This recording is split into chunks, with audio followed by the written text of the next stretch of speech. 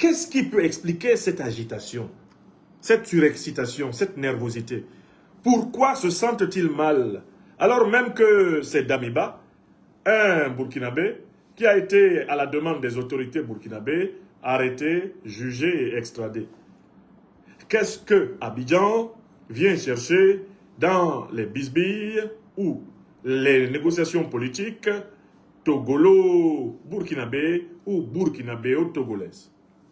Donc Alassane Dramane Ouattara, quand il apprend que Damiba a été arrêté, craint qu'une nouvelle page de son histoire de putschiste, néocolonialiste invétéré, soit rédigée. Ça, c'est la première raison.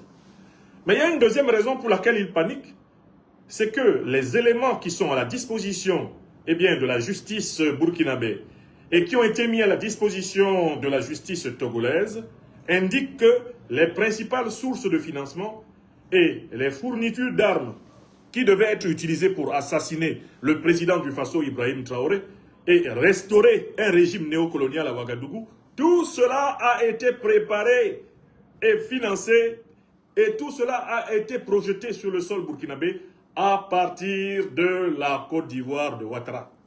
Pourquoi Alassane Dramane Ouattara panique-t-il? Parce qu'il craint un nouveau grand déballage de sa vilainie, de sa méchanceté, de sa perfidie, de sa perversité à Ouagadougou. Voilà la deuxième raison. Alassane Ouattara est impliqué dans toutes les tentatives de coup d'État de Paul-Henri Sandaogo Damiba jusqu'au cou, que dis-je, jusqu'au sommet de sa calvitie. Ouattara est trempé dedans des pieds à la tête. Et comme on le dit dans la belle formule de la langue populaire, de l'argot ivoirien, Alassane Dramane Ouattara est dans pain. Pain brou. Il est dans pain. Donc la deuxième raison, c'est que la Côte d'Ivoire est l'État qui a joué le rôle majeur de base arrière active de la déstabilisation qui a valu à Damiba son arrestation. Mais maintenant, on va à une troisième raison pour laquelle Ouattara panique. Il panique parce que Paul-Henri Sandaogo Damiba, maintenant aux arrêts et qui va donc être soumis à la procédure judiciaire dans son pays natal, le Burkina Faso, Paul-Henri Sandaogo Damiba pourrait décider de parler. Les faits ont déjà parlé. Les preuves qui ont conduit à son arrestation ont déjà parlé. Mais Paul-Henri Sandaogo Damiba pourrait décider de parler encore plus. Pourquoi? Il peut décider de parler encore plus, premièrement parce qu'il estime qu'il n'a pas bénéficié d'une solidarité suffisante de ses envoyeurs, à savoir Alassane Dramane Ouattara et les néocolonialistes français. Il peut estimer que le pressing qui devait être fait sur le président Faure Gnassingbé, sur le gouvernement togolais, n'a pas été suffisant pour contraindre le gouvernement togolais de ne pas le livrer.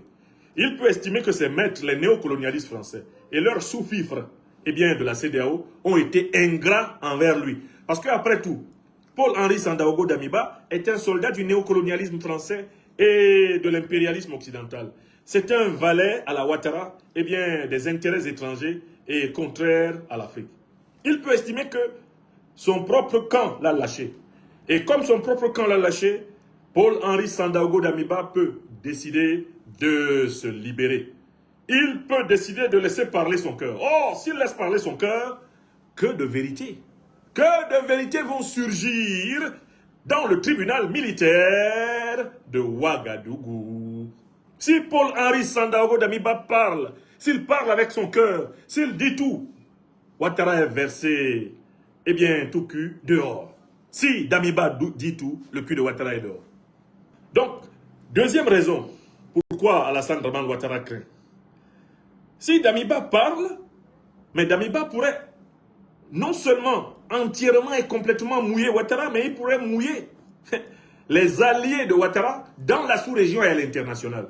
Donc cette affaire peut tourner à un scandale, non pas seulement burkinabé, ça peut tourner à un scandale ouest-africain, ça peut tourner à un scandale africain, et ça peut tourner à un scandale géopolitique, diplomatique mondial. Et Alassane Dramane Ouattara se voit emporté dans une telle spirale, au risque même d'être considéré comme un amateur et d'être puni par ses maîtres pour ne pas avoir été capable de mener à bout et avec succès cette opération. Alassane Dramane Ouattara craint que Damiba dise tout et qu'on sache une fois de plus que derrière la vilainie de ce qui se préparait, il n'y avait ni plus ni moins que son faciès asymétrique et sa démarche en point-virgule. Comprenez ça?